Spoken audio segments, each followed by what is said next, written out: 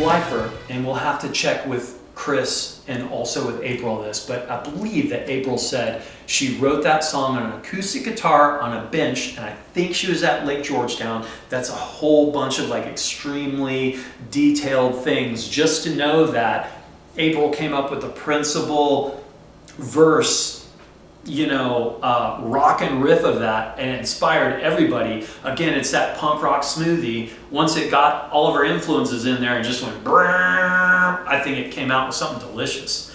It was very gracious of the band to allow me to just like step on everything with a bunch of lead guitar playing in the beginning, which is awesome. That's what I was hoping to do when we started the band. And Chris like ran me back, oh, I don't know, we're gonna do like melody lines and stuff. And I was like when you start dating somebody, you're like, oh yeah, of course, I love that. Yeah, we'll do that. And then once you get in there, you're like, So I was able to play lead in that, and there's actually an intro lead after the first verse lead, and then actual lead and outro lead. So I get to play 4 leads in that, as well as a little medleys in between. So that's a particularly fun song to write. It was maddening because I composed all the leads. I'm not very good at improvising.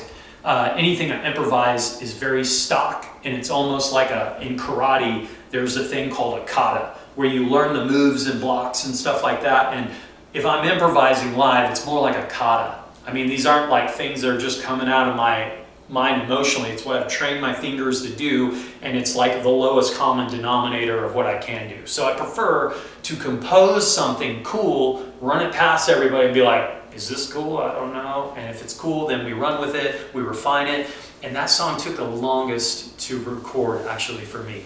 I revise and revise and revise, listen to pre-production, listen to the recording of the leads. So there are repeating elements of the composition of the lead playing where it doesn't become completely, where you're just like parroting what you did. It has to go to a different place. And then for an outro lead, much like Steve Stevens or somebody like that, or I'm not as good as him, of course. I'm not as good as like a Neil Sean, but these are guys that have these amazing like capability of doing these like memorable outro leads so good they just let it go on forever and fade out. Luckily, the whole song kind of crescendos into one like rock and roll, yeah, and like immediately at the end. So it was really fun being a part, almost writing shotgun to writing that, because I did have some input, but the principal songwriters really crafted that in a way that was a great rock and roll punk rock anthem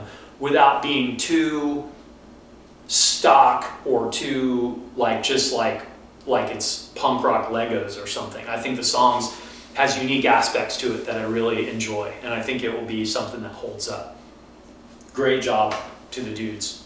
Playing Lifer live is awesome. It's one of those ones I start kind of with April, so there's a little bit of anxiety, like, am I going to be able to pull this off? I think I'll be even if I was like Slash or somebody level guitar playing, which I'm not, it's part of my personality. I would feel anxious about doing it, but I think the anxiousness is a nervous energy that, if you like my playing, that's probably what you like about it, is that I'm like barely pulling it off. I'm kind of like a juggler that's juggling chainsaws. You're like, maybe this guy's gonna miss one, he's gonna cut an arm off. That's probably what you like about it, and that song definitely has that in there live. And I try to, when I compose something lead-wise, to be as true to that as possible, but I play with it a little bit here and there. I like to, especially if somebody's like goad me on, like misbehave a little bit in there. So I play the song in the pre-choruses different live than I do on the recording. The recording